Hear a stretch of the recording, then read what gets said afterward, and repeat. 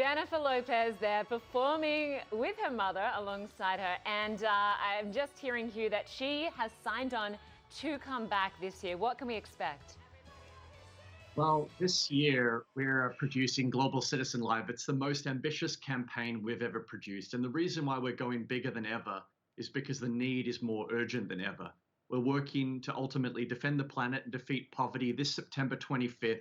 And we're proud to announce today that Jennifer Lopez will be joining us on the great lawn of Central Park in New York City for this year's Global Citizen Festival.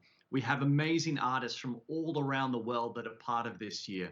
Artists like Ed Sheeran, BTS, The Weeknd, Billie Eilish, Coldplay, Lizzo, Doja Cat, Her, Shawn Mendes, Camila Cabello, Metallica, Usher, Andrea Bocelli, Ricky Martin, Demi Lovato, artists from all around the world that have come together to be part of this historic moment. And the reason why we're going bigger and we're taking this all around the world to all 6 continents is that we know that we need to fight really hard on the eve of the COP26 climate negotiations and also ahead of the G20 meeting to make sure that we do everything we can to abate the devastating effects of climate change and work to address the hunger crisis that's afflicting 41 million people on the Horn of Africa right now.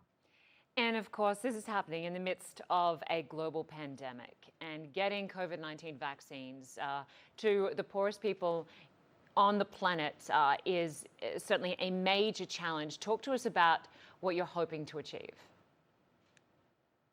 What we'd love to achieve on the area of abating the COVID-19 pandemic is we want to make sure that 1 billion vaccine doses are delivered to the world's poorest nations by the end of September. Currently, as the US and Europe are crossing the 50% fully vaccinated threshold, only 2% of people on the continent of Africa have received vaccine doses. And that's not just morally reprehensible, it's also bad public policy, because we know we're not going to end the pandemic anywhere unless we end it everywhere. Because we know that a future variant could make your or my vaccine far less effective. That's why it's actually good public policy to get vaccines into the arms of people all over the world.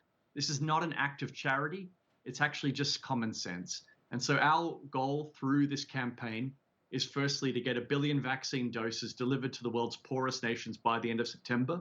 And then so long as we can get the pandemic under control, we're focused on the issues of really defending the planet in the lead up to the COP26 climate negotiations and stopping the hunger crisis from growing further in the Horn of Africa right now.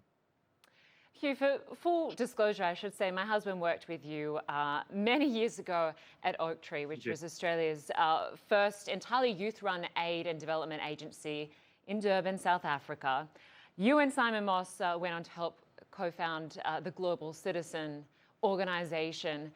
For those not familiar with your work, just talk to us about how this desire to end extreme poverty began when you were just a teenager. Yeah, so, well, and firstly, please send your husband, Travis, all my love. But really, the journey for me started when I was 14 years old. I grew up in Melbourne, Australia, and a lady from a charity called World Vision came and spoke at our school. And she spoke so passionately that I put up my hand and I said, okay, I want to try to fundraise to try to end extreme poverty.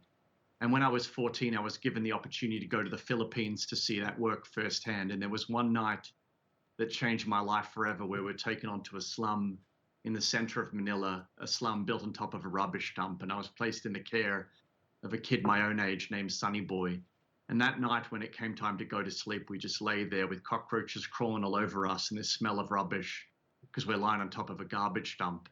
And it really hit me so hard that night that it really is pure chance that I was born where I was born and he was born into extreme poverty.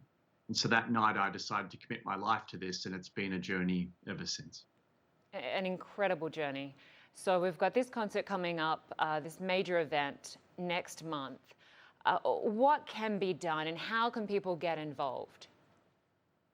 Well, the best thing that people can do right now is starting tomorrow, we're going to announce the lineup for Global Citizen Live all over the world. We want to invite people to be part of this and start taking action. Go to globalcitizenlive.org and start taking action, earn points, and earn tickets to come to the festivals wherever they are in the world. We're going to be announcing lineups in Paris.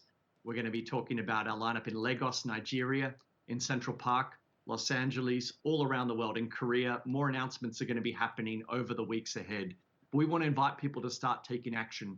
And if you can't attend an event in person, be part of this global event. We're going to be broadcasting this all around the world. It's going to be available everywhere you can tune in to be part of this moment, because we believe that this is our generation's moment to work towards really the eradication of extreme poverty and making sure we abate the devastating effects of climate change. They are the critical issues facing humanity right now, and we need to act urgently. Hugh Evans, co-founder of Global Citizen, we wish you all the very best. Thanks so much for coming on the program. Thank you, Lynda. Thank you so much. So if you want to get involved, of course, go to globalcitizen.org.